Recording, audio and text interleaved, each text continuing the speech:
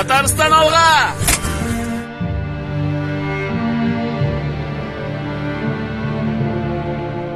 Bir tuğan enekkeşimiz, Allah dilese Ukrayna yaklarına, bizimizin Nurrat yigitlerine, oğul yigitlerine, Allah dilese yardım teşekkürlerimine, kona güzel dostlar.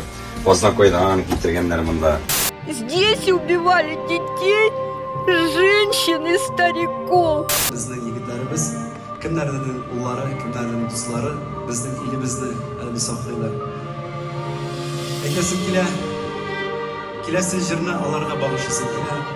Başkurtlar gitti Humelska, odanım kaldı Kukurav, Hatuyada Baltalmada, Saymurada General.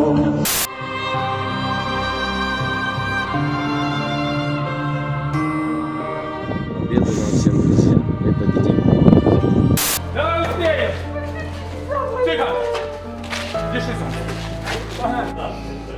Да, покажите этому путинскому вот эти глаза, вот этого ребенка и плачущих врачей.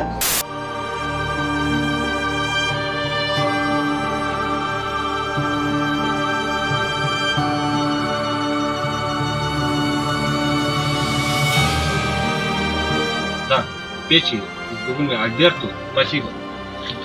За трактор большое спасибо. Спасибо за масхалаты. Спасибо большое, Ярдам Янашеве. Сейчас, ребята, дайте я успокоюсь, потому что це мій син. Сину 29 років. Інвалід дитинства, в нього гемофілія. І коли нас забрали туди в підвал, я дуже просив, кричав, щоб сина не били. Його не можна бити. В нього кров не зупиниться. Так, не зупиниться кров. Чим більше я кричав, тим більше вони його били.